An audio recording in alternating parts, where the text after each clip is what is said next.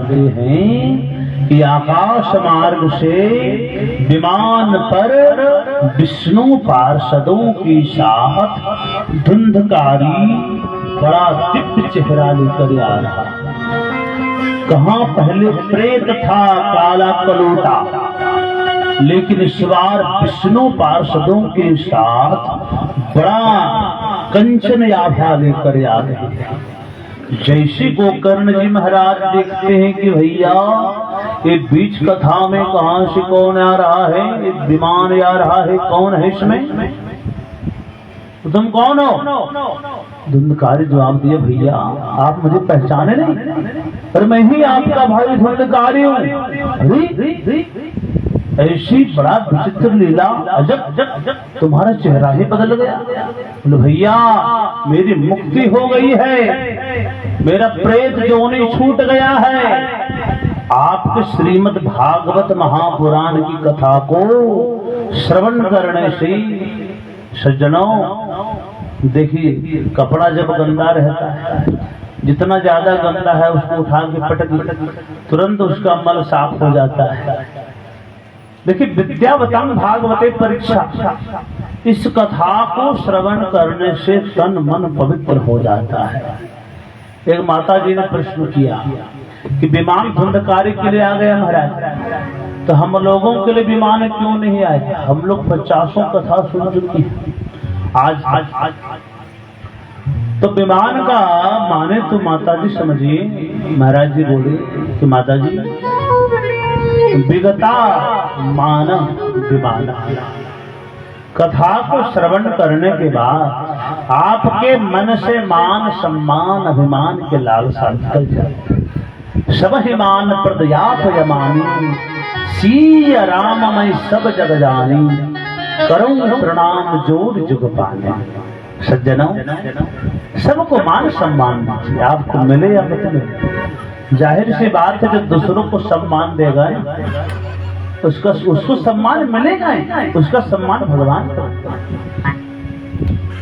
सज्जनों, आप दूसरों को सहयोग करते हैं, कोई जरूरी नहीं कि वही व्यक्ति आपका भी सहयोग करेगा। बेचारा गरीब वो कहां से करेगा? आप गरीब को मदद कर रहे हैं, प्रभु उसका दिन चल रहा है, उसको कुछ मदद हो गया, अब उससे आप रखिएगा आशा, भैया इसको हम मदद किए 10,000 का, तो मेरा मुझको भी ये मदद करेगा। एक गलत। आप मदद करके दान करके वापस उसे पाने की आशा मत रखिए। आपने जिसका सहयोग किया वो यदि नहीं भी कर पाएगा ना, तो भगवान किसी न किसी से करवा देंगे और कई गुना करवा देंगे। जितना आप दिए ना उसका पता भी नहीं चलेगा, और कहां से करवा देंगे वो उनके हाथ में है, सब जानते हैं। वो लक्ष्मी के पति महाराज, उनको क्या कमी है? वो कहते हैं भाई कर्म करो ना, तुम फल की चिंता काहे करते हो?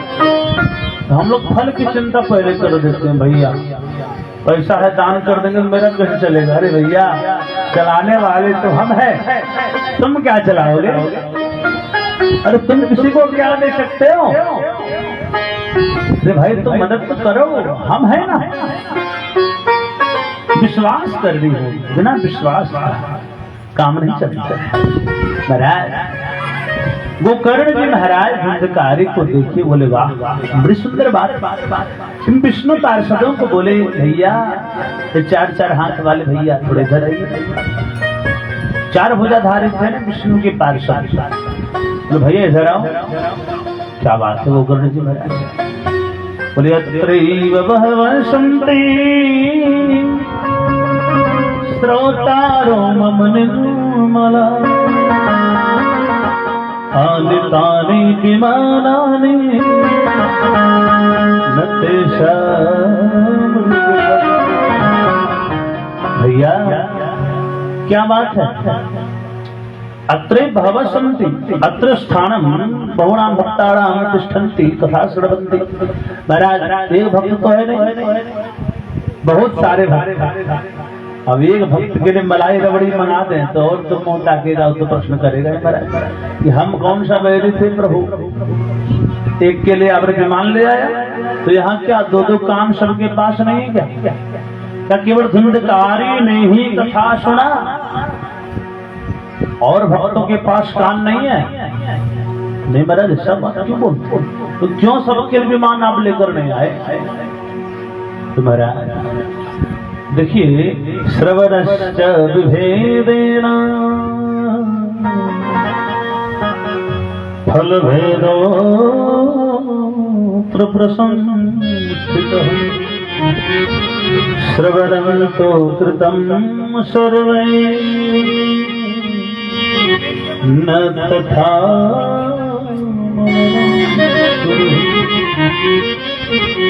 गोकर्ण जी महाराज, भेद हो गया तो नहीं, भेद भगवान करते हैं, भगवान नहीं करते महाराज। भेद सुनने में हो गया। कैसे महाराज?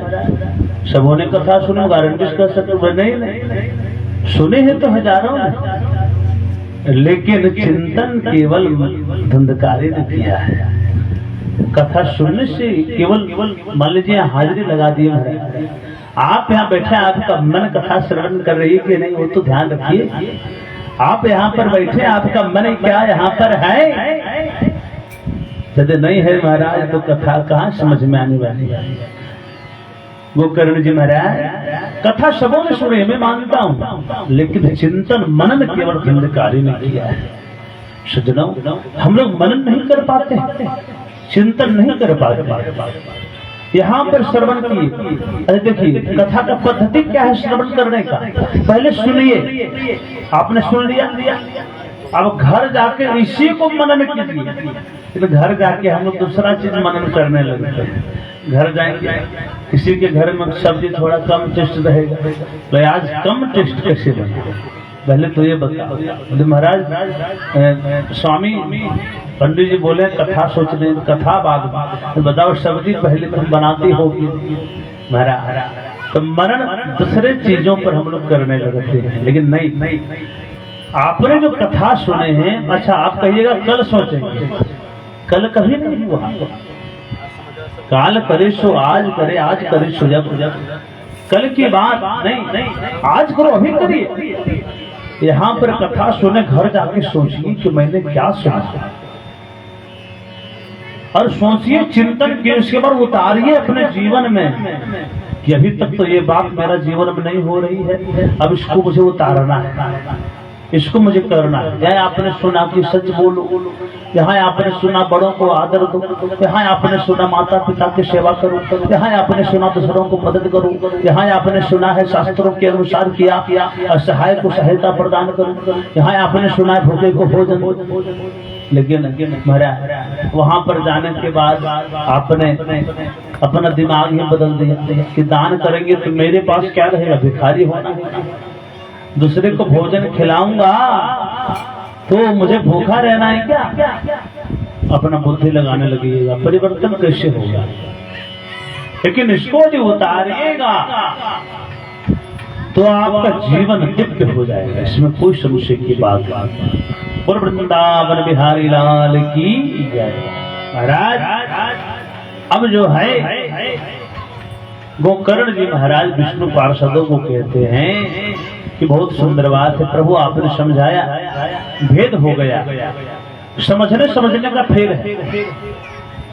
एक मरीज गया डॉक्टर के पास, बोला प्रभु सो बड़ा भारीपन लगता है। डॉक्टर चेकअप किया, बोला महाराज आप हल्का भोजन करिए, भारी भोजन नहीं करना है। अच्छा समझ गए ना? जी महाराज समझ गए, सब समझ गए, सब जानते। घर आए, दिमाग लगाने लगे कि महाराज पानी से हल्का तेल है, पानी के ऊपर तेल चलता है, और तेल से भी हल्का पूरी है, तो उसके ऊपर इधर उधर घूमते रहती है कड़ाही। इससे हल्का भोजन हो क्या हो सकता है? पूरी खाओ। अब ऐसा हल्का भोजन जो करेगा महाराज, उसका तो जल्द ही कल्याण हो जाएगा। बोल वृंदावन बिहारी लाल की। हम लोगों की पद्धति, हम लोग जानते भी नहीं और किसी की मानते भी नहीं, समझना भी नहीं चाहते महाराज। अच्छा केवल सुनने से काम नहीं चलता। देखिए एक क्लास में 100 विद्यार्थी बैठा है, पढ़ाने वाला मास्टर एक है, तो उसमें नौकरी केवल 5 को हुआ। क्यों भाई? 95 क्या वहां सिर्फ देखने के लिए गए थे, उन्होंने फीस नहीं दिया। 95 को 90 को नौकरी क्यों नहीं हुआ? क्यों 10 को ही क्यों हुआ? तो भैया जितना चिंतन और मनन 10 ने किया, ध्यान जितना 10 ने दिया, 90 ने उतना ध्यान नहीं दिया। इसके परिणाम केवल 10 को नौकरी हुआ है। केवल सुनने से काम नहीं होता है, सोचना पड़ता है, चिंतन करना पड़ता है। डॉक्टर साहब के पास गए, बोले प्रभु मुझे बुखार है। अरे बुखार का दवाई का नाम वो बोल दी, जो भी है दवा नाम तो हम जानते नहीं, लेकिन जो भी है दवा का नाम बोल दी कि भैया ये दवा है, इसको खाना, इससे बुखार आपका खत्म हो जाए। तो क्या दवा का नाम सुन ले आपका बुखार चला जाएगा? नहीं महाराज। तो क्या प्रभु डॉक्टर साहब दवा का नाम सुने, दवा का नाम सुनने से बुखार नहीं जाएगा? तो नहीं प्रभु, दवा खानी पड़ेगी। बताइए, केवल नाम सुनने से बुखार तो नहीं भागा, खाने पड़ेगी। उसी तरह कथा श्रवण कर रहे अच्छी बात है, मैं कथा को जीवन में उतारना पड़ेगा, ग्रहण करना पड़ेगा। सज्जनों, एक स्वर्णकार ने 2 मूर्ति बनाई। वशिष्ठ मुनि की मूर्ति बराबर वजन थी मूर्ति की। सज्जनों, लेकिन दोनों का कीमत अलग अलग था। एक 500, एक 1 लाख। कीमत दोनों का अलग अलग, वजन बराबर। 1 लाख वाला में कोई सोना चांदी भी नहीं। और नुमाइश से मैदान में उतारा, लोग आ रहे हैं, देख रहे हैं, महाराज मूर्ति को उलट पलटा कर देख रहे हैं कि महाराज कुछ इसमें 1 लाख वाले मूर्ति में कुछ लगा है क्या? सोना चांदी लगा है? नहीं, दोनों पीतल की मूर्ति बराबर वजन। किसकी कीमत क्या है भाई? तो आप लोगों को बतानी है, लेकिन एक का कीमत 500, एक का कीमत 1 लाख। कोई नहीं बता पाया। उनके गुरुजी आ रहे थे, सत्संगी स्वर्णकार। तो महाराज जब गुरुजी आए, पतला सा धागा लिया। पहले तो राम राम किए, चेला ने राम राम किया। गुरुजी आप आ गए, बड़ा बड़ा धन्यवाद, राम राम। क्या बनाए हो? 2 मूर्ति बनाए गुरुजी। कीमत क्या है? कीमत 500 है, दूसरे का कीमत 1 लाख। किसकी क्या बोली? तो आप लोगों की बतानी है, ये मेरा डिपार्टमेंट नहीं है, आपको मैंने बता दिया। पतला सा धागा ले गुरुजी, एक मूर्ति के कान में जब डाले तो धागा इस पार डाले तो उस पार निकल गया। बोले देखो भाई, इस मूर्ति का कीमत 500 रुपए है ना। तो जी गुरुजी अच्छा से पहचाने। दूसरा मूर्ति लिए और जब कान में धागा डाले तो धागा उस पार नहीं निकला, तो धागा नीचे की ओर चला गया। भगवान ये तो मूर्ति 1 लाख रुपए की है। सज्जनों, इसका माने क्या हुआ? जो इस कान से कथा सुन करके उस कान से बाहर निकालता, वो या सरोता है या कथा में आके सोता। एक सरोता होता है सुपारी को फाड़ने वाला, और असली श्रोता कौन है? जो कथा सुन के जीवन में उतारना, ग्रहण करना। भोजन रखने से देखने से नहीं होगा, ग्रहण करना होगा, तब तो पेट भरेगा महाराज। तो महाराज तो जीवन में उतार ले कथा को, सत्संग को, उसी का नाम असली श्रोता है। कितनी आनंद की बात महाराज। आओ आओ आओ। गोकर्ण जी महाराज को बोले विष्णु पार्षदों ने, प्रभु फिर से कथा करवाइए, फिर से कथा का आयोजन करवाइए, सभी लोगों को आने दीजिए, सबों के लिए विमान आएगा। फिर से आयोजन कथा किए गोकर्ण जी महाराज, सभी भक्त जन आए हैं और सबों के लिए विमान आया है। बोल श्रीमद्भागवत महापुराण की जय। सज्जनों, इस प्रकार से भगवान परम पावन लीला है। सीताराम सीताराम सीताराम सीताराम सीताराम सीताराम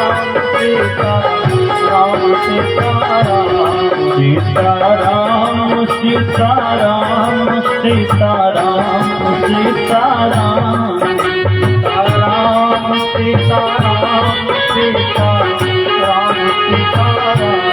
सीताराम सीताराम सीताराम सीताराम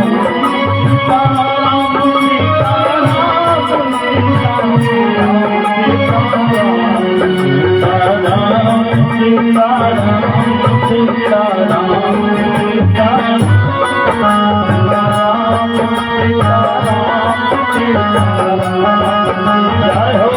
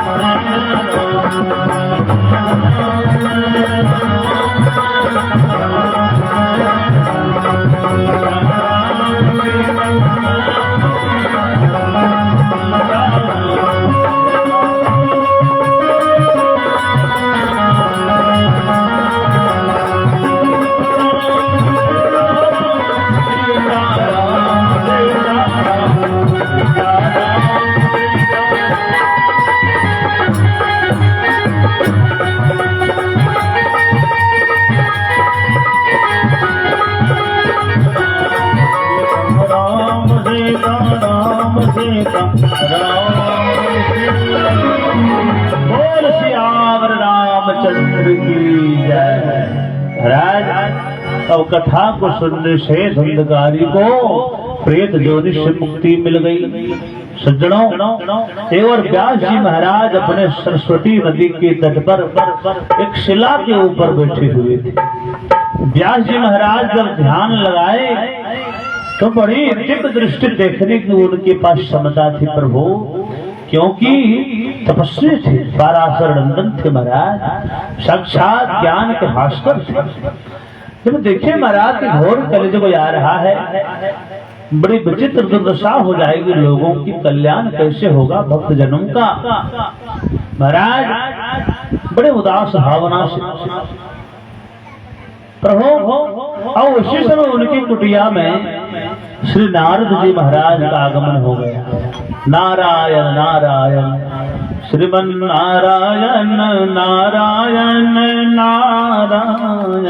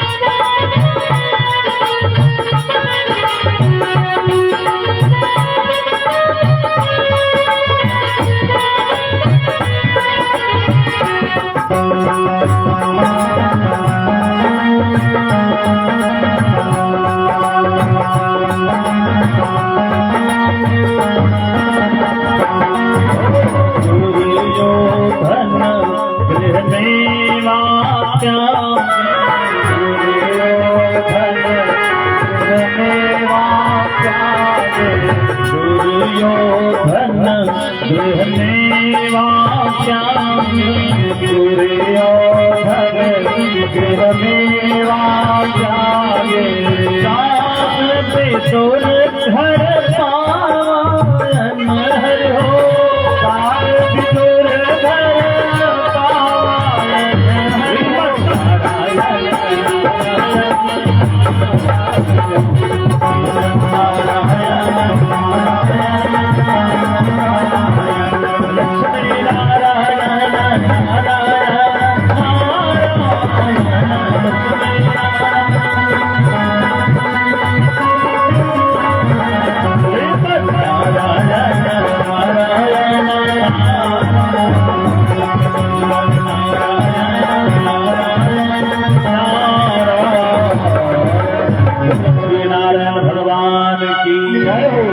नारद जी महाराज का आगमन हो गया।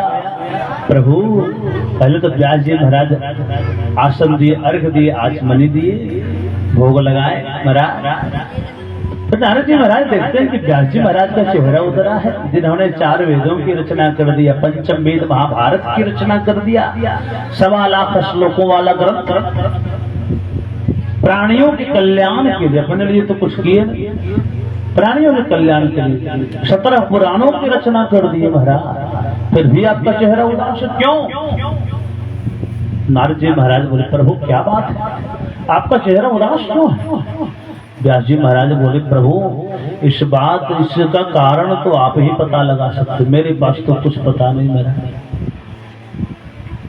नारद जी महाराज बोले, देखिए प्रभु, मनुष्य का चेहरा असली में 2 ही समय लटकता है, या तो भगवान का भजन वो नहीं कर पाया, असली दुख अच्छा क्या, धन का न होना क्या यही दुख है? कह हनुमंत विपत्ति प्रभु सोई, जब तब सुमिरन भजन न हो। सज्जनों, धन का नहीं होना ये दुख नहीं है, तो भगवान को भूल जाने से बड़ा कोई दुख नहीं होता है। सबसे बड़ा दुखी वाला क्षण कौन है, क्या है? जिस क्षण आप भगवान को भूल जाते हैं ना, उससे बड़ा दुखी का क्षण कोई नहीं है। दुख वाला, दुख भरा हुआ। कुंती माँ भी जो भगवान बोले कि बर मांगो, माँ क्या मांगती है? विपदो नहीं विपदा,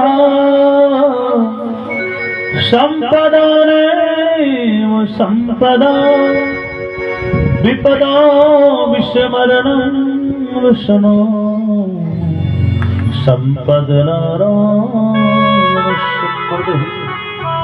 हे गोविंद, क्या मांगने क्या कहते हैं?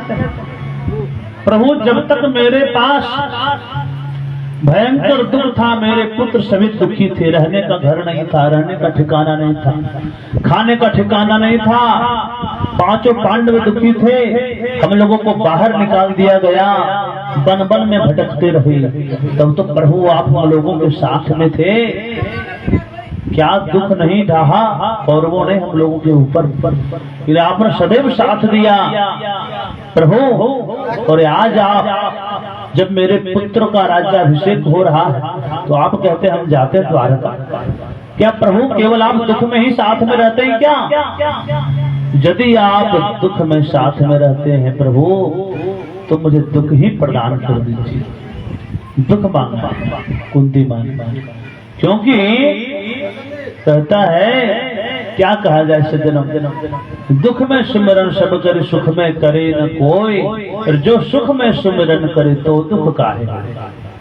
दुख में जितना भगवान को याद करते हैं, सुख में उतना करते हैं क्या? नहीं। दुख में तो किसी को पूछे ना, दुख कैसे, इतना दुखी तुम कैसे हो गए भाई? बोले सब भगवान ऊपर वाला देखो, सब उनकी लीला है, दुखी बनाने वाला वही तो है, मेरे ऊपर तो उनका ध्यान ही नहीं है। एकदम कैसे निर्दयी इतना भगवान हो गए। और जो सुखी बन जाएगा तो पूछिएगा कि सुखी कैसे बन गया भाई? ये भी भगवान बनाया क्या? तो नहीं, ये तो अपने बन गए, ये भगवान ने बनाया। दुख का दोष भगवान के ऊपर दे देते हैं, सुख का अपने ऊपर। अरे मैं मेहनत किया, मैं सुखी बना। सजनों, दुख में भगवान ज्यादा आ जाते हैं और सुख में हम लोग भूल जाते हैं। लेकिन जो सुख में भगवान को याद रखते हैं ना महाराज, उनको दुख कभी आता ही नहीं। सज्जनों, नारद जी महाराज कह रहे व्यास जी महाराज, कहीं न कहीं भगवान को आप भूल गए, इसके कारण आपका चेहरा उतर रहा है, या फिर किसी पुराणों में भगवान का चर्चा ठीक से नहीं किए, भगवान की लीलाओं की चर्चा नहीं की। हे व्यास जी महाराज, पूर्व जन्म में मैं एक दासी का पुत्र था। नारद जी अपना वृत्तांत सुना रहे हैं। मेरी माँ घर घर काम करती थी जाकर के, तब जाकर मेरा घर चलता था। एक बार क्या हुआ महाराज कि मेरे गांव में चातुर्मास व्रत करने वाले साधु संतों का आगमन हो गया। 4 महीना तक वो भ्रमण करते प्रत्येक वर्ष। महाराज, मेरी माँ ने मुझे वहीं पर भेज दिया कि जाओ बेटा वहीं सेवा करो साधु संतों, उन्हीं का जूठन खाना, उन्हीं की चरणों में पड़ा रहना, उनकी ही वाणी को सुनना।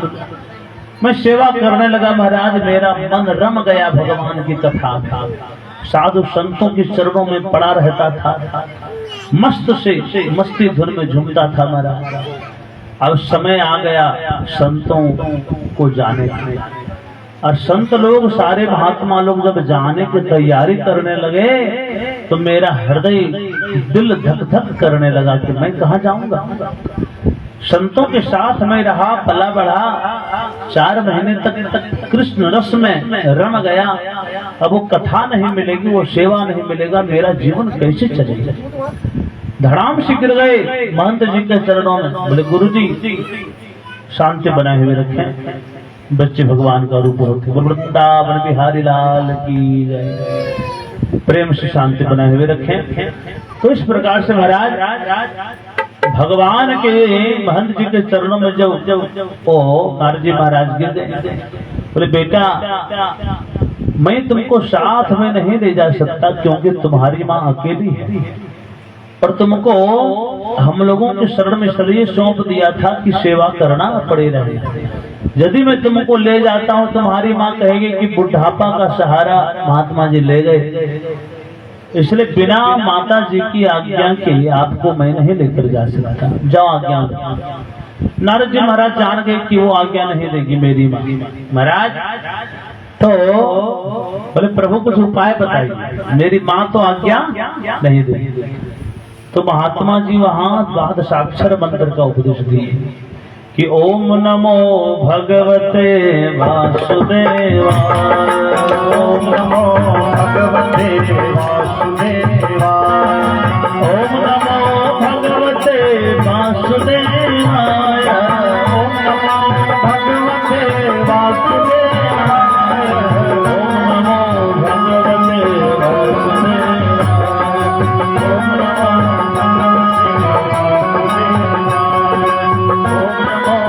भगवते बिहारी लाल की जय हो। द्वादशाक्षर मंत्र का जप करना बेटा बहुत बड़ा मंत्र है। नारद जी महाराज घर चले आए और उनको लगा माता जी पधारेगी तभी तो हम घर छोड़ के निकलेंगे।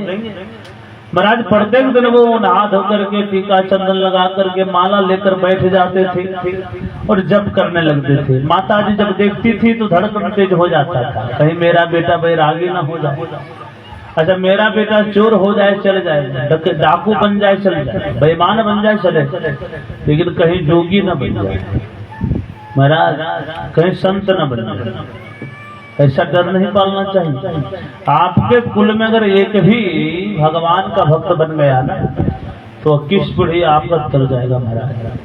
तो संत बनने में कोई दिक्कत की बात नहीं। संत क्या लाल कपड़ा पहन लेने से संत बन जाते हैं क्या? नहीं, साधु हृदय वाले संत, ऐसा संत जी बन जाते हैं तो आपका बेड़ा पार हो जाता है।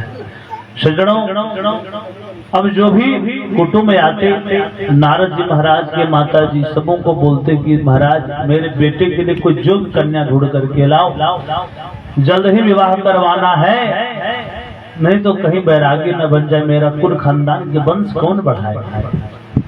अब नारद जी महाराज जैसे सुनते कि विवाह यदि हो गया तो पहले तो माता जी की पधारने की इंतजार में मैं हूँ कि माता जी पधारेंगी, फिर मेरी धर्म पत्नी जी पधारेंगी, जीवन को पधरवाने में पार होगा। मैं क्या करूंगा, मेरा कल्याण कैसे होगा। भगवान सबकी सुनते हैं प्रभु।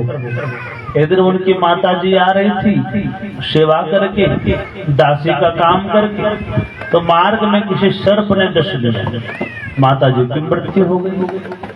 नारद जी महाराज अंदर से तो उनको लगा कि मार्ग का बाधा हट गया, लेकिन बाहर से रोने लगे। अब बाहर से यदि हंसते तो समाज क्या कहता है, माँ मर गया तो हंसता है। महाराज वो तो भक्ति मार्ग में आगे बढ़ चुके थे, इसलिए सज्जनों तो जो परम तत्व को जान गया उसके लिए संसारिक रिश्ते नाते मायने नहीं रखते। जैसे मेरा क्या हुआ, सबरी का हुआ, तो उनसे अगर रिश्ता जोड़िएगा तो ये सारे रिश्ते धीरे धीरे हटने लगेंगे, मन नहीं लगेगा इस रिश्ते। वो परम तत्व की रिश्ता है। अब महाराज नारद जी महाराज क्रिया कर्म करके अपनी माता जी का उत्तर दिशा की ओर चल दिए। चलते चलते बहुत दूर आगे बढ़े, तपस्या करने लगे। महाराज तपस्या करते करते ध्यान लगाते लगाते भगवान की छवि आ गई मन में, प्रेम से गदगद हो गए। महाराज उछलने लगे, कूदने लगे, भगवान छवि को गायब कर दिए, तुरंत रोने लगे। बोले ऐसा होता है, मेरा भक्त तुरंत हंसेगा तुरंत रोएगा, ये मेरा भक्त नहीं हो सकता, परिपक्व बनो। अरे पक्के भक्त नहीं मारे, मेरे भक्त ऐसे उदास नहीं हो जाते। तपस्या करते रहे नारद जी महाराज। सृष्टि का प्रलय हो गया, विनाश हुआ, तो नारद जी महाराज परब्रह्म के हृदय में प्रविष्ट हो गए। अगला सृष्टि जब हुआ तो ब्रह्मा जी के बेटा बनकर आए। बोल नारद जी महाराज की जय।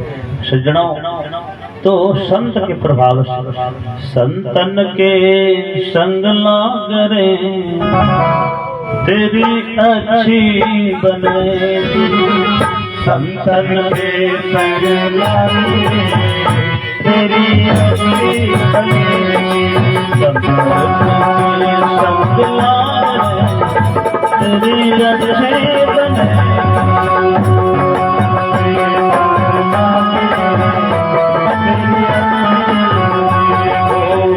अच्छी बनेगी तेरी किस्मत जगेगी, अच्छी बनेगी तेरी किस्मत जगेगी, इसको तो लाग रे तेरी अच्छी बनेगी।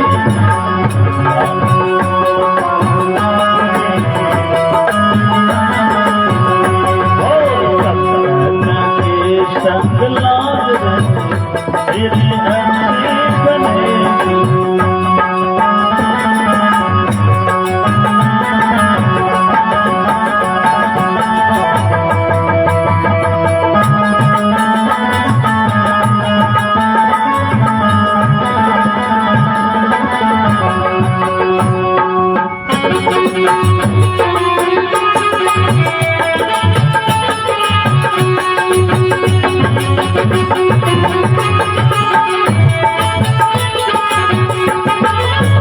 संतन संग तेरे पुण्य कमाए, संतन संग तेरे पुण्य कमाए, संतन संग तेरे पुण्य कमाए, पुण्य कमाए। राम चरण अनुराग रे तेरी अच्छी बनेगी, राम चरण अनुराग रे तेरी अच्छी बनेगी। संतन के संग लाग तेरी अच्छी बनेगी।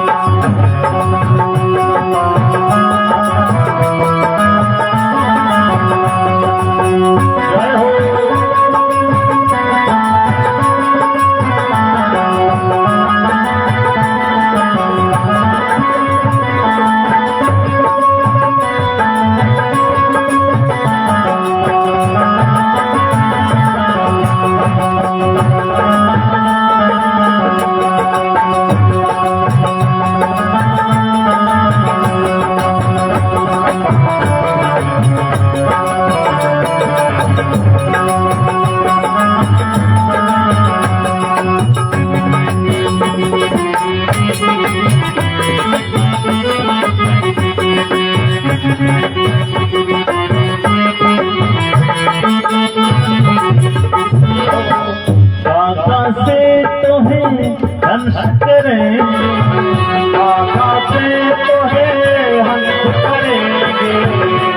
काका से तुम्हें हंस करें, काका से तुम्हें हंस करेंगे, काके के तेरे भाग में तेरे अच्छे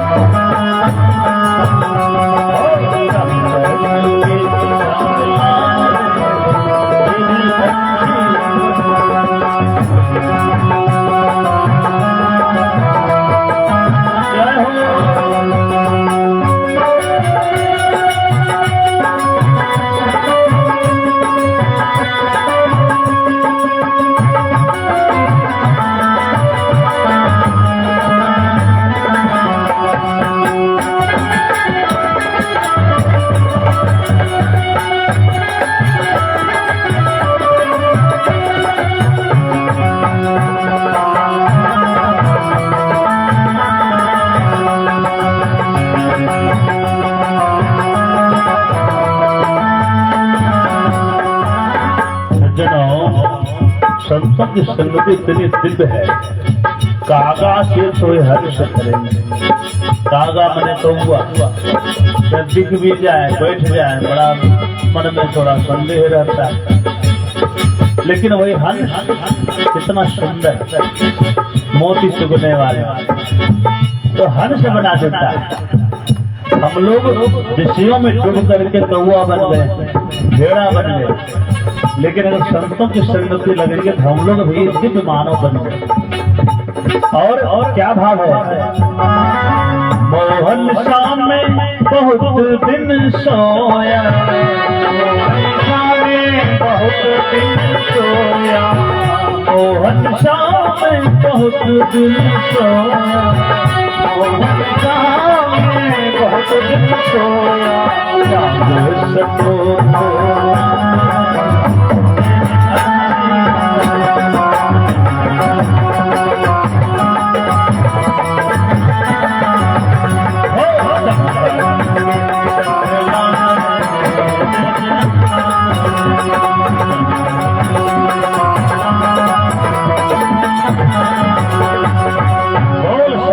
महाराज की जय। महाराज संतों की कृपा बड़ी विचित्र है महाराज। तो ज्ञान हुआ, नारद जी महाराज उपदेश दिए, व्यास जी महाराज 18वां पुराण श्रीमद् भागवत महापुराण की रचना किए हैं। गणेश जी महाराज सरस्वती माता की आज्ञा लेकर के महाराज 18,000 श्लोकों वाला ग्रंथ, जैसा कि हम लोगों ने सुना कि वेदों पुराणों का सार है श्रीमद् भागवत महापुराण। ये छोटा मोटी पुराण नहीं महाराज, श्लोक 18,000 श्लोकों वाला ग्रंथ भगवान की गोविंद की साक्षात प्रतिमूर्ति। प्रभु अब रचना जब कर ले तो इसको सिखाएं किसे, कैसे प्रदान करें। तो महाराज ऋषियों ने प्रश्न किया, प्रभु तो ऐसे श्रीमद् भागवत महापुराण में व्यास जी महाराज किनको सुना। तो वहां पर सुख जी महाराज कहते, ऋषियों सुखदेव जी महाराज, इनका नाम सुना है जी महाराज, तो व्यास जी के ही पुत्र थे। कैसे प्रभु, बोले एक बार अमरनाथ क्षेत्र में भोलेनाथ और माता पार्वती विराजमान कर रहे थे। प्रभु विराजमान थे, बाबा समाधि में थे, ध्यान में थे, माता जी कुटिया में थी। उसी समय नारद जी महाराज का आगमन हो गए। महाराज नारद जी महाराज आए माता जी के पास, माता जी उनको गुरु मानती, विवाह करवाए लीला में। वैसे तो मैया पार्वती जगदम्बा है। तो प्रभु राम राम हुआ। नारद जी महाराज बोले, माता महादेव तो आपको बहुत ज्यादा मानते, भोलेनाथ तो आपको बहुत ज्यादा प्रेम करते होंगे। जी महाराज करते तो है, सब कुछ बता देते हैं। प्रभु जो ध्यान में जिनका ध्यान करते हैं, समाधि में जो मंत्र जपते, गुरु का मंत्र किसी को बताना नहीं चाहिए, फिर वो भी बता देते हैं। वाह वाह। तो क्या उनके गले में जो मुंडों की माला है उनमें किनके मुंड लगे बताएं? नहीं प्रभु ये तो नहीं बताए। ठीक है माता जी हम तो चलते हैं। अब तो उनके मन में संदेह जगा करके नारद जी महाराज चल दिए। इधर बाबा के पीछे होकर के निकले, बोले बाबा जी माता जी याद कर रही हैं आप। भोलेनाथ बोले आप आ रहे हैं प्रभु तो जरूर याद कर दिए। क्योंकि आप जहाँ से निकले वहाँ हड़कंप न मचे, तो फिर आपका जाना ही किसका। बहुत सुंदर भोलेनाथ पधारे। अब पार्वती माँ उदास हो गई। क्यों स्वामी जी, इतने आप अंदर से भी काले हैं, बाहर से भी काले, छल प्रपंच क्यों करते हो? क्या हो देवी? आपने आज तो ये क्यों नहीं बताया कि आपके गले में जो मुंडों की माला है वो किनके मुंड लगे? देवी किसने बताया? अरे भला हो नारद जी का जो आंखें खोल गए, मुझे ज्ञान दे गई, मैं तो कभी नहीं पूछ पा। तो देवी नारद जी महाराज को ज्यादा ही आंखें खोल गए हैं, तो उनका काम ही नहीं है। आपका मन में संदेह क्या है? बोले महाराज को जानना है। तो देवी इस माला में तो आपके ही मुंड लगे हैं। कैसे महाराज? जब जब आप धरती को छोड़ करके जाते हैं ना, मैं आपसे इतना प्रेम करता हूँ कि आपके बिना रह नहीं पाता हूँ, तो उस विरह के कारण मैं आपके मुंड को माला में पिरो करके पहन लेता हूँ। ऐसी बात है महाराज? इतना प्रेम करते हैं आप मुझसे? जी देवी जी, तो आप भी अपना मुंड दे दीजिए प्रभु, मैं भी माला बनाकर पहन लूं। तो मैं नहीं मरता हूँ देवी, मेरा कहीं मुंड नहीं है। आप नहीं मरते प्रभु? क्यों? देवी मैंने अमर कथा का पान किया है, अमर कथा का पान किया। अमर कथा तो सबसे बड़ा छल किए प्रभु, मुझे कथा ने सुनाए। देवी सुनने की इच्छा है? अवश्य महाराज। भोलेनाथ बोले देवी कथा मैं तो अवश्य श्रवण करवाऊंगा। सबसे पहले धन्यवाद देता हूँ, तुम धन्य हो जो भगवान की कथा श्रवण करने की इच्छा तुम रखती हो। भोलेनाथ कथा श्रवण करवाने और कथा के बीच में जहाँ कार्य भरना है, जयकारी करना है, शंख बजाना है, राम राम करना, कुछ तो होना चाहिए। क्योंकि नहीं होगी तो कुंभकर्ण की पत्नी निद्रा देवी जी जो है ना, वो सवार हो जाती हैं और कथा डिस्टर्ब करती है, सो जाते हैं। हकारी भरे थे माता जी, पीछे जीव पड़ा था एक अंडा के रूप में, कोई पक्षी दिया, वो पड़ा हुआ था। अब कथा श्रवण करवाने लगे और जय जय अमर कथा, और जय जय अमर कथा, जय जय अमर कथा, जय जय अमर कथा, जय जय अमर कथा, जय जय अमर कथा। जिसे श्रवण कर मिट जाती है, जिसे श्रवण कर मिट जाती है, जन्म जन्म की कथा है।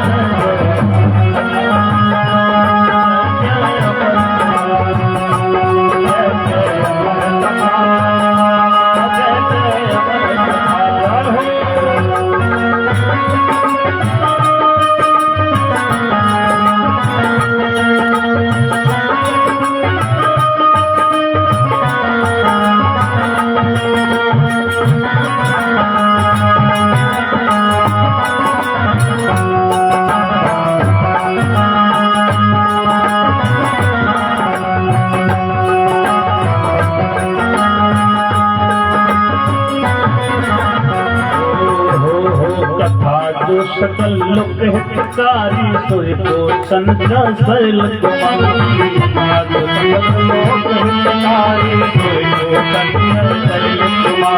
कथा जो सकल लोक हितकारी सोए को संध्या शैल कुमारी, सोए को संध्या शैल कुमारी। ओ जय जय कथा, जय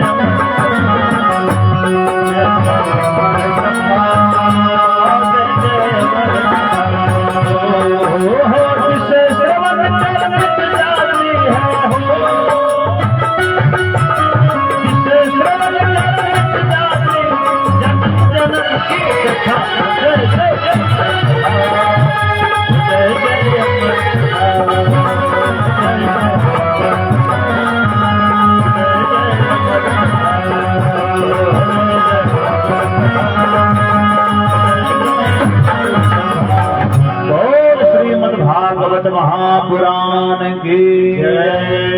वैसे कथा को श्रवण करवा रहे हैं। माता पार्वती कुछ देर कथा सुनने के बाद सो जाती है। तो हंकारी जो भर रही थी, हाँ हाँ कर रही थी, जय जय कर रही थी, उसके बदले में वो जो अंडा पड़ा हुआ था, पीछे कथा सुनते सुनते उससे पक्षी का प्रादुर्भाव हो गया और वो जीव हंकारी भरने लगा। माता जी सो गई। भोलेनाथ कुछ देर के बाद आंखें खोली, क्योंकि भोलेनाथ जब कथा सुनाते हैं ना भगवान नारायण का, तो उनका ध्यान लग जाता है, आंखें बंद हो जाती है। क्योंकि जो देखिए आंख बंद करके ही आप ध्यान लगा सकते हैं, आंखें खुली रहती है तो संसार को देखने के मन रहता है आंखें को, लेकिन आंखें बंद होती है तो आप जगत पिता को देखते हैं। तो भोलेनाथ ध्यान में डूब करके कथा सुना रहे थे। कुछ देर के बाद आंखें खोले तो देखे कि देवी जी सो रही है। तो हंकारी को और भर रहा है, पीछे देखता है एक पक्षी है।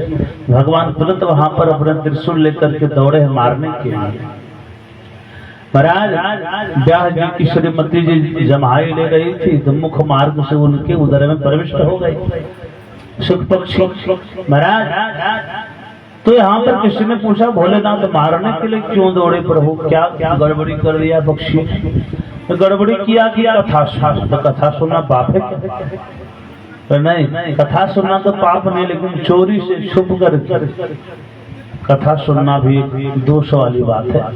इसमें कई लोग कहते हैं ना महाराज आप कथा कर रहे थे, हम वहाँ उधर बैठे थे पुल के ऊपर, तो वहां से कथा आपका श्रवण कर रहे थे। तो प्रभु अब विनती करना है तो सामने से करना है कि किनारे से करना है? सामने से। कथा सामने की से श्रवण करने का वैल्यू है, किनारे से। किनारे बैठकर यदि आप सुनते हैं तो आपको दोष लगता है। भोलेनाथ जी मारने के लिए दौड़े सब पक्षी को। अब पक्षी बेचारा 12 वर्षों तक डर से मातृगर्भ में रह गई। माया इतनी विचित्र है, बाहर निकलूंगा तो माया लपेट लेगी। 12 वर्षों तक वास किए प्रभु। और कभी कभी बीच में व्यास जी की श्रीमती जी कहती थी स्वामी जी मेरे उधर से कभी कभी बेदक ध्वनि सुनाई पड़ती है। व्यास जी महाराज कहते थे देवी तुम्हारा उधर में ना कोई विद्वान ही होगा, पंडित होगा। महाराज अब जैसे व्यास जी महाराज बोलते बेटा बाहर आ जाओ, तुम्हारे माता जी को कष्ट होती है। सुखदेव पक्षी जो सुख पक्षी के रूप में थे वो बच्चा कहता है पिताजी मैं बाहर एक ही शर्त पर निकलूंगा, यदि नारायण कह दे कि मेरी माया आपको नहीं व्यापी तभी मैं बाहर आऊंगा। महाराज नारायण वहां पर आकर बोले हैं ना, तो सुखदेव जी महाराज बाहर आए हैं। बाहर आते ही चल दिए वन की ओर। यं प्रजन्तमनुपेत मपेत कृत्यं द्वैपायनो विरह तरया जुहावा पुत्रेति तन्मयतया सर्वोऽभिनेदुं तम सर्वभूत हृदयं मुनिमानतोऽस्मि। महाराज जन्म लेते ही जो 16 वर्षीय प्रतीत हो रहे, प्रलंब बाहुं दिगंबरम, नग्न है, लंबी लंबी भुजाएं हैं। चल दिए महाराज वन की ओर। व्यास जी महाराज पीछे पीछे बेटा कहाँ जा रहे हो? रुको रुको बेटा। नहीं पिताजी मैं नहीं रुकूंगा। सज्जनों चल दिए। तो सुखदेव जी महाराज की तरफ से वृक्षों ने उत्तर दिया कि प्रभु शांति बनाकर बैठे रहे, आज भगवान का जन्मोत्सव भी मनाना है भाव से। कुछ देर तक कथा चलेगी। वृंदावन बिहारी लाल की जय। सज्जनों तो इस प्रकार से वृक्षों ने उत्तर दिया कि व्यास जी महाराज किसको आप बेटा कह रहे हैं? न जाने कितने बार ये आपके पिता बन चुके हैं, कौन जानता है। ज्ञान हुआ प्रभु। तो ऐसे महाराज भागवत जी की रचना करने के बाद व्यास जी महाराज शिष्यों को बोले कि जाओ मेरा बेटा होगा, उसी को कथा श्रवण करवाना है। तो अपने शिष्यों को श्लोक दे दिए क्या? यहोवकीयं स्तनकालकूटं जिघांसया पाययदात साधन लेभेन्द्रतिं धातृचितां तमोन्यं कम्बा दयालुं शरणं व्रजेन। इस श्लोक का अर्थ क्या है? जब व्यास जी के शिष्यों ने गाया तो सुखदेव जी महाराज ध्यान में मगन थे, निर्गुण ब्रह्म के उपासक थे। बकासुर की बहन बकी पूतना जो अपने स्तनों में कालकूट विष लगाकर आई थी मारने के लिए, भगवान को मारने के लिए आई थी। और वे उसी पूतना को भगवान धातृचिताम माता के उत्तम गति प्रदान किए हैं महाराज, जो गति माता को प्रदान किया जाता है। क्योंकि स्तनपान जो करवाई थी, भले जहर ही पिलाई, जो स्तनपान तो करवाई थी। तो ऐसे दयालु गोविंद को मैं अनंत कोटि नमस्कार करता हूँ। इस श्लोक को जब सुने महाराज तो सुखदेव जी महाराज शिष्यों को बुला, इधर आओ। और श्लोक है बोले जी महाराज 18,000 श्लोक है आपके पिताजी के पास, चलो चलो चलो। तो इस श्लोक से महाराज और 2-4 श्लोक दिए थे। श्रवण करके व्यास जी महाराज फिर सुखदेव जी महाराज को श्रीमद् भागवत महापुराण कथा श्रवण करवाए। प्रभु तो मूलतः कि भगवान इस धरती पर क्यों आते हैं? जब जब होई धर्म के हानि, जब जब होई धर्म की हानि, साधन असुर अधम अभिमानी, असुर अधम अभिमानी। तब तब धरि प्रभु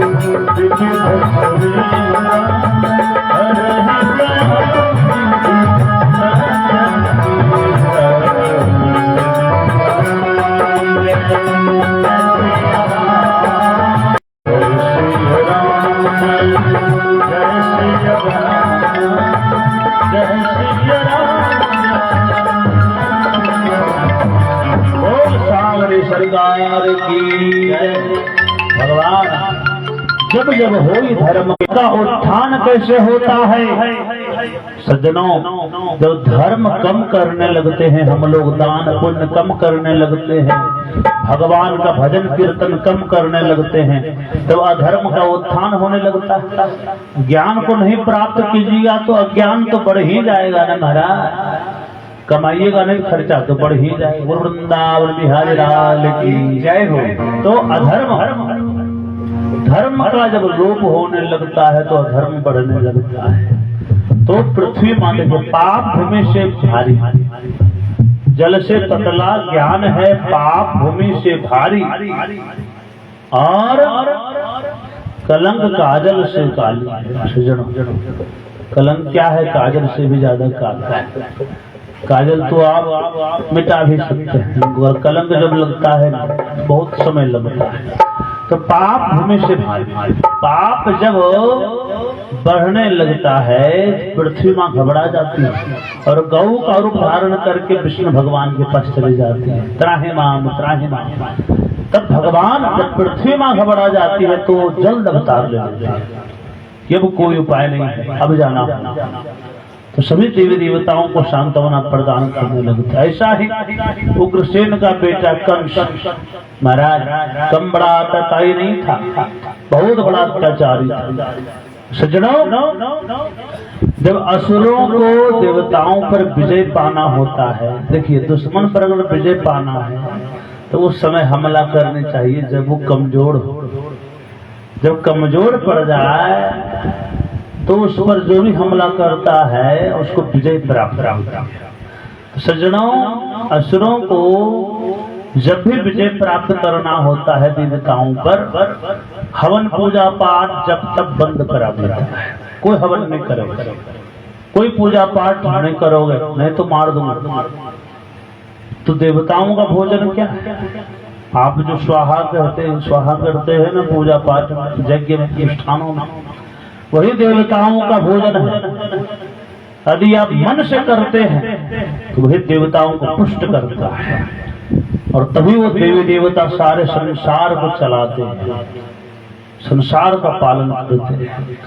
जब आप लोग पूजा पाठ बंद कर देते हैं, हवन बंद कर देते हैं, यज्ञ आदि अनुष्ठान बंद कर देते हैं, देवता लोग कमजोर पड़ जाते हैं, तो राक्षसों का वर्चस्व बढ़ जाता है, उसमें शक्ति बढ़ जाती है। इसलिए धर्म को कदापि नहीं छोड़नी चाहिए। धर्म मार्ग पर हमेशा चलते रहे, निरंतर चलते रहे, इसी से आपका कल्याण होगा। महाराज कंस इतना बड़ा अत्याचारी था, सारा पूजा पाठ बंद करवा दिया, प्रभु अपने पिता को कारागार में बंद कर दिया और खुद शासक बन गया। ऐसा अत्याचार। उनकी बहन का नाम देवकी था। देवकी जो थी बड़ा सुंदर। कंस अपने मन में सूरसेन के अंश वसुदेव जी महाराज से उसका संबंध कंस बना रखा था। पहले से ही रिश्ता कैसे ऐसे इसका विवाह करना है, सारी तैयारियां। महाराज विवाह जब करवाने लगा, महाराज धूमधाम से विवाह करवाया। अब जब विदाई की बात आई तो कंस अपने हाथों से रथ हाँकने लगा, चलो बहन। अच्छा, नेता जो है ना, भोले भाले लोगों को बहलाने का खूब ज्यादा काम करती है। भोले भाले लोग जब समय आता है तो आपके सामने ऐसे झुक जाएंगे जैसे महाराज कितने दीन है, दुखी। महाराज देवताओं को लगा इसका तो दयालुपन जो है बड़ा दिक्कत करने वाला, इसका अंत करना है। और ये दयालु दया दिखाता है, रो रहा है, बहन को विदा कर रहा है। ये तो झूठ मूठ का नाटक है इसका। सज्जनों, आकाशवाणी करवा दिए तो तेरा भंडा फोड़ करता हूँ। तुम बड़ा होशियार बन रहे हो, सभी जनता को बहला रहे हो, इतना बड़ा तुम राक्षस हो, लेकिन प्रवृत्ति छुपा रहे हो। कंस, इस देवी को तुम छोड़ने जा रहे हो, इसी का 8वां लाल तेरा बनेगा काल।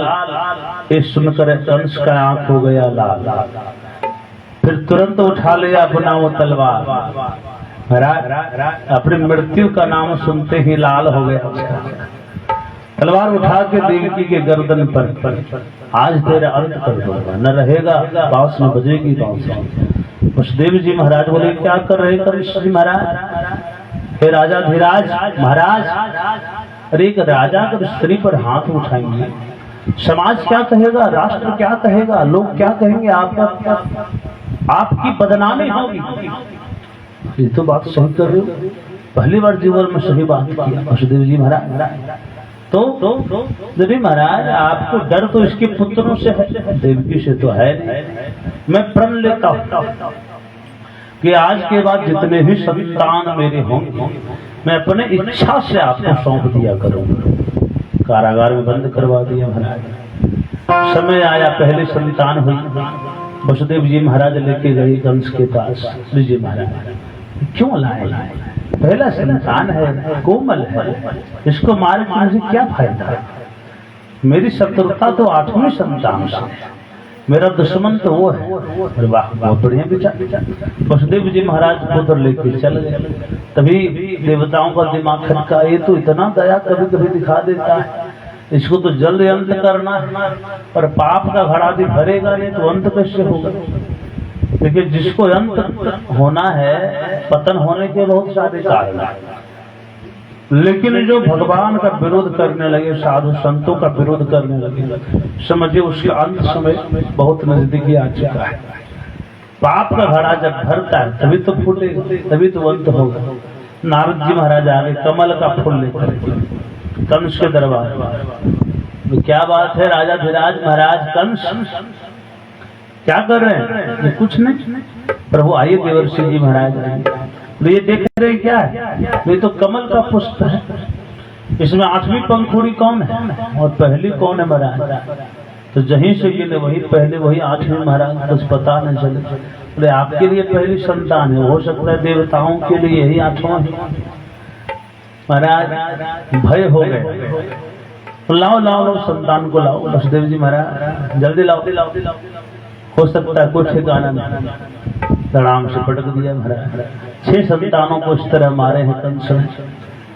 7वें को संकर्षण करके रोहिणी के गर्भ में पहुंचवा दिया।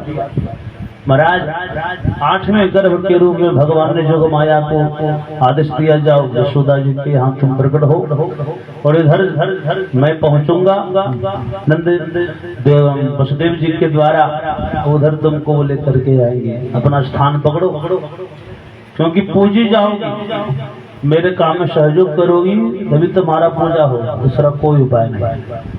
महाराज तो 8वें गर्भ के रूप में भगवान आए हैं। बोल बाल के बिहारी लाल की जैसे भगवान अवतार लिए हैं, वसुदेव जी की जो पांवों में इतने मोटे मोटे जंजीर लगा हुआ था सब खुल गए, पहरेदार सो गए।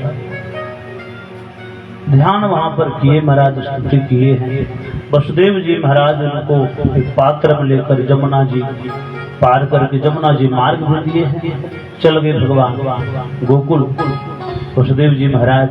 और वहां पर यशोदा जी के पास उनको सुला करके वहां पर जोग माया खड़ी थी, देवी रूप में उसको ले आए, इधर ले आए महाराज। अब इधर जैसे आए वसुदेव जी महाराज, बेड़ियां लग गई, पहरेदार जग गई, कन्या की रोने की आवाज सुनाई पड़ी। कंस ने लाओ लाओ क्या है, जो बेटी है जो भी है 8वां संतान है ना, इसको तो खत्म करना है। जैसे पटकना चाहे ऊपर में उड़ गई, अष्टभुजा दुर्गा का रूप धारण की। कंस तुम मुझे मारना चाहते हो, अरे तुझे मारने वाला तो कहीं और जन्म ले चुका है। महाराज भगवान यहाँ पर प्रकट हुए और भय प्रकट कृपाला दीन दयाला कौशल्या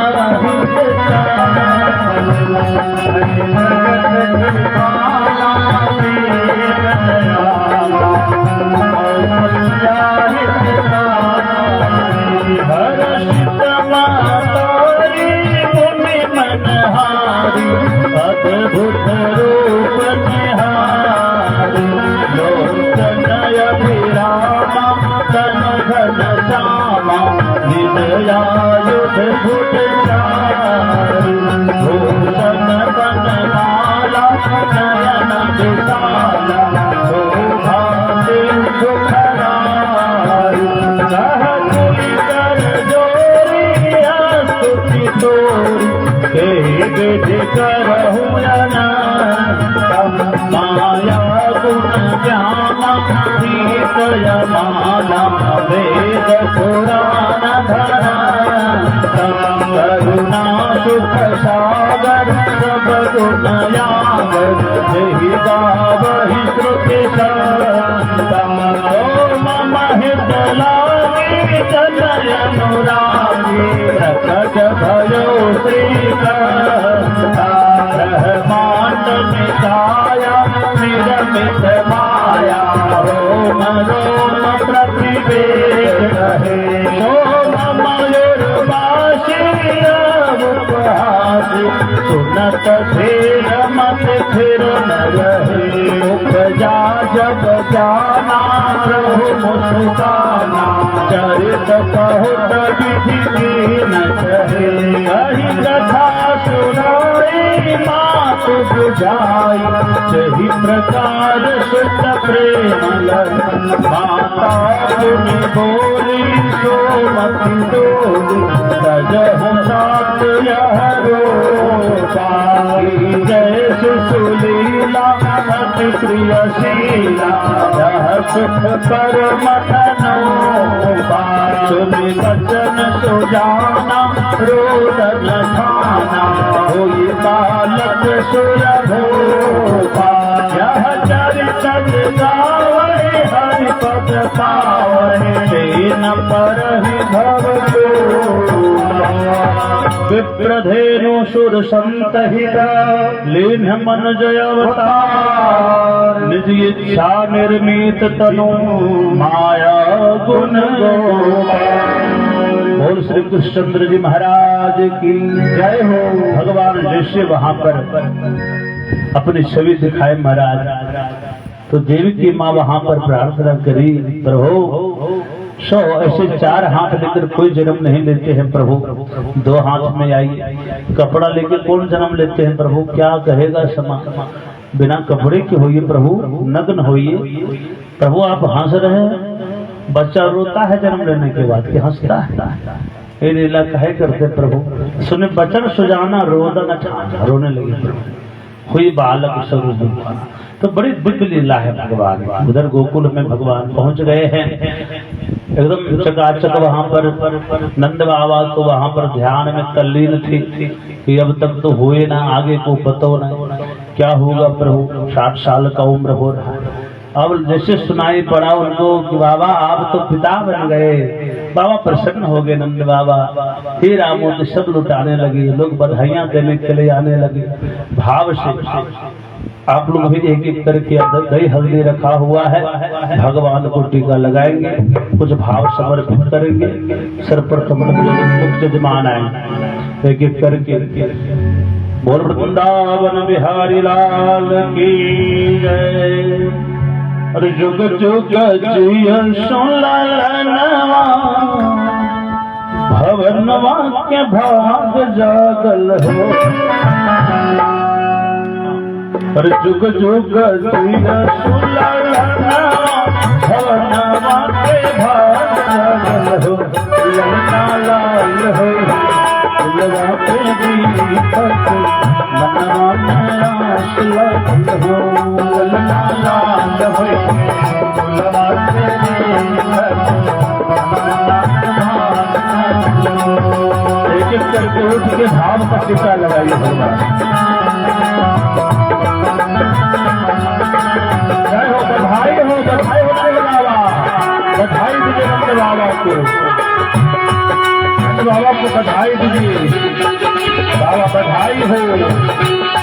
जुग जुग जिय सुललनवा, भवनवा के भाग जागल हो।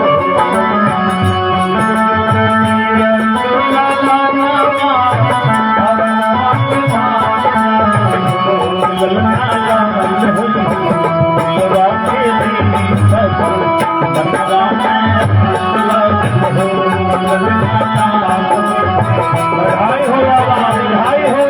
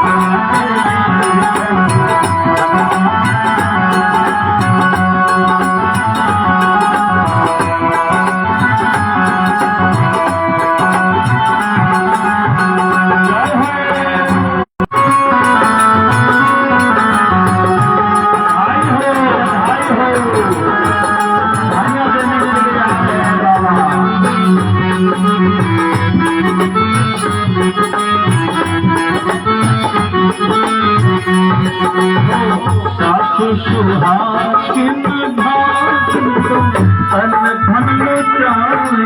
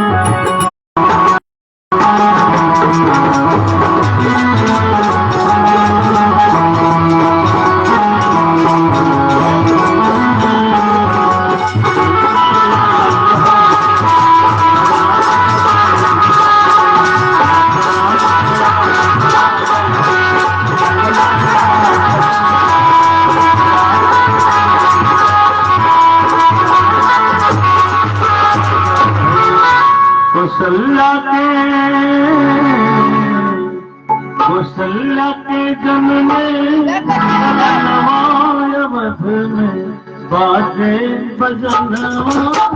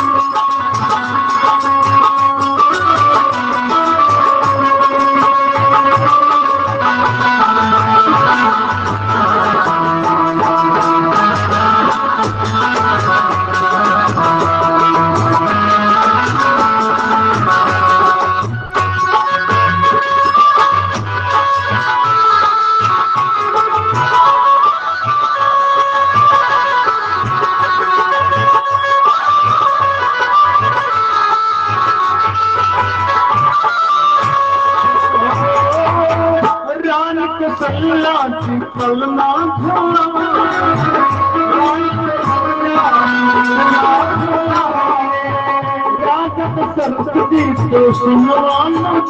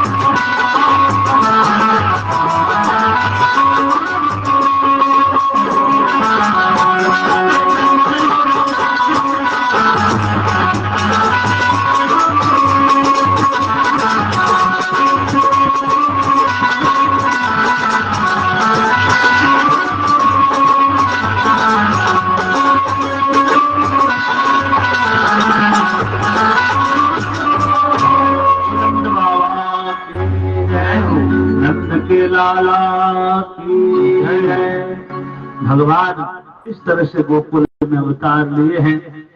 सज्जनों, गीता जी में भी आया है, जदा जदा ही धर्मस्य ग्लानिर्भवति भारत अभ्युत्थान अधर्मस्य तदात्मानं सृजाम्यहम् परित्राणाय साधूनां विनाशाय दुष्कृतां धर्म संस्थापनार्थाय संभवामि युगे युगे। सज्जनों, भगवान अवतार क्यों लेते हैं? बार बार हम लोग चर्चा कर रहे हैं, जब जब धर्म की हानि होती है अधर्म बढ़ता है। सज्जनों, धर्म के मार्ग पर लगे रहें। इस तरह भगवान जब गोकुल में अवतार लिए, लोग बधाइयां देने के लिए आने लगे। बाबा, कहाँ देखिए इस उम्र में जाकर आपको भगवान संतान दिए हैं। भगवान के घर देर है, अंधेर नहीं है। बधाइयां बजने लगे, दंत बाबा झूमने लगे, अनेकों गौ दान किए, सोने चांदी हीरे मोती जितने लोग आ रहे हैं सब कुछ लुटा रहे हैं। अच्छा, कैसे लुटा रहे हैं? नंद बाबा को लुटा ही रहे हैं, और जो उसको लूट रहा वो अगला को लुटा रहा है, कोई रख नहीं रहा है, एक दूसरे के ऊपर लुटा रहे महाराज। ऐसा नहीं कि यहाँ क्या है, लुट गया, लुटाए जिसके मिल गया वहां वहीं पर अंत हो गया, आगे नहीं लुटने वाला। लेकिन वहां जो पा रहा है वो भी लुटा रहा है। तो इस तरह से श्रद्धा भाव से वहां पर भगवान का जन्मोत्सव सब मना रहे हैं। भगवान की लीला परंपार।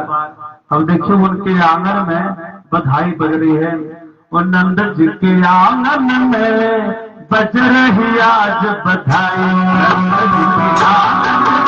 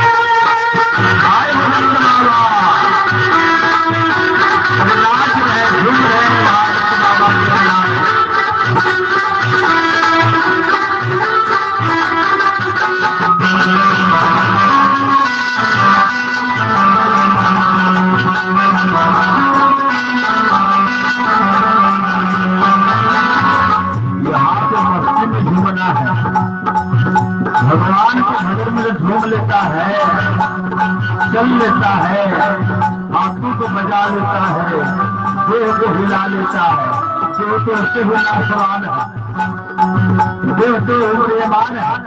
तो यहाँ पर भगवान के भजन में, भगवान के जन्मोत्सव में झूम लेगा, उसको कहीं झूमने का जरूरत नहीं है। ओ चमत्कार सा हो गया लोगो, हो गई बात तेरा, चमत्कार सा हो गया लोगो, हो गई बात तेरा, ओ चमत्कार सा हो गया लोगो, हो गई बात तेरा।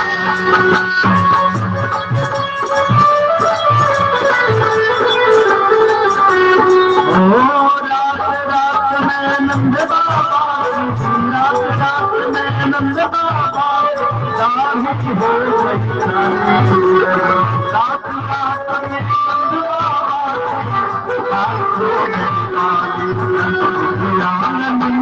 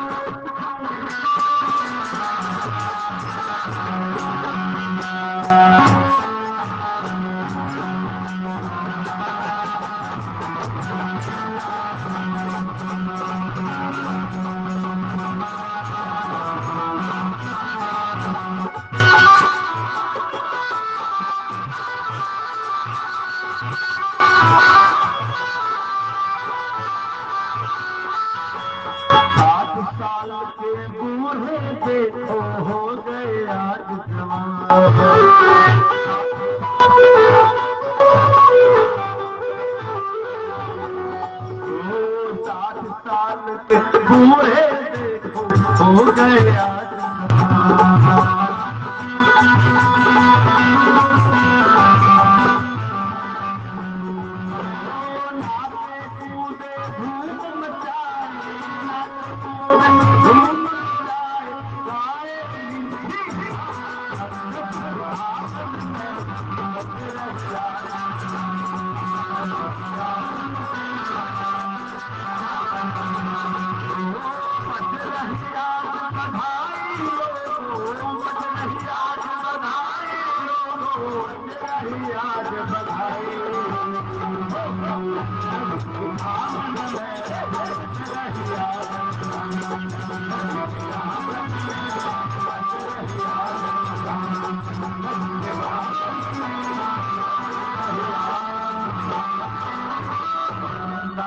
बिहारी लाल की जय। श्री कृष्णचंद्र जी महाराज की जय।